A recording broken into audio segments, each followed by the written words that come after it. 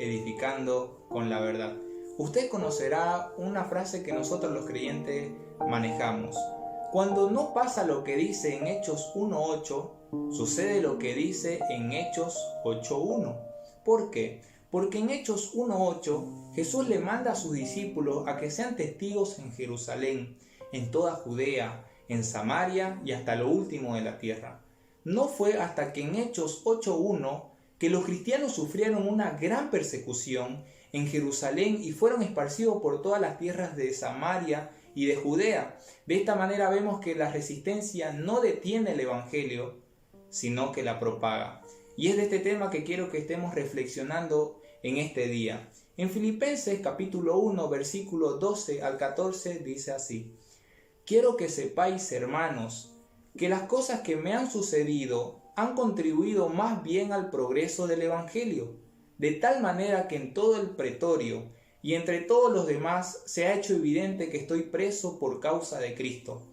Y en la mayoría de los hermanos, cobrando ánimo en el Señor con mis prisiones, se atreven mucho más a hablar la palabra sin temor. El apóstol Pablo tenía un deseo, y era comunicar a los hermanos de Filipo lo que le había pasado y cómo lo que le había sucedido había contribuido para que sea predicada y escuchada la palabra de Dios. En el versículo 13 dice: de tal manera que en todo el pretorio. ¿Qué es el pretorio? Esta palabra hace referencia al grupo de hombres de la Guardia Imperial que vigilaba a Pablo de día y de noche, ya que el apóstol Pablo se encontraba preso por causa de Cristo. Humanamente hablando, Pablo tenía motivos para caer en depresión y quejarse de lo que le estaba pasando, y que el mundo estaba poniendo resistencia a la predicación de la palabra de Dios. Pero él mejor que nadie sabía que Dios estaba utilizando esta situación para que otros le conozcan mediante la predicación de los hermanos de la fe. Por eso también Pablo dijo en 2 Timoteo capítulo 2 versículo 9: en el cual sufro penalidades, hasta prisiones a modo de malhechor, pero la palabra de Dios no está presa. Pablo sabía que a pesar que él estaba sufriendo penalidades como malhechor, y esto lo hacía para que el apóstol no predicase la palabra de Dios, pero la palabra no estaba presa, porque a pesar que el mundo se oponga y ponga resistencia a la palabra, esta es propagada aún más. Por eso mismo vemos que en el versículo 14 dice: y a la mayoría de los hermanos, cobrando ánimo en el Señor con mis prisiones, se atreven mucho más a hablar la palabra sin temor.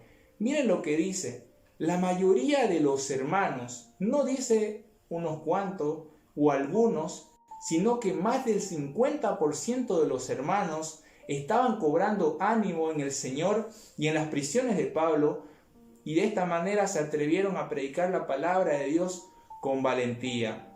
Hermanos, hoy en día vemos cómo, a pesar de que se han cerrado los templos y que estamos en cuarentena, sin poder congregarnos, la palabra de Dios no está en cuarentena. Y es así como es propagada aún más mediante los medios de comunicación masivo.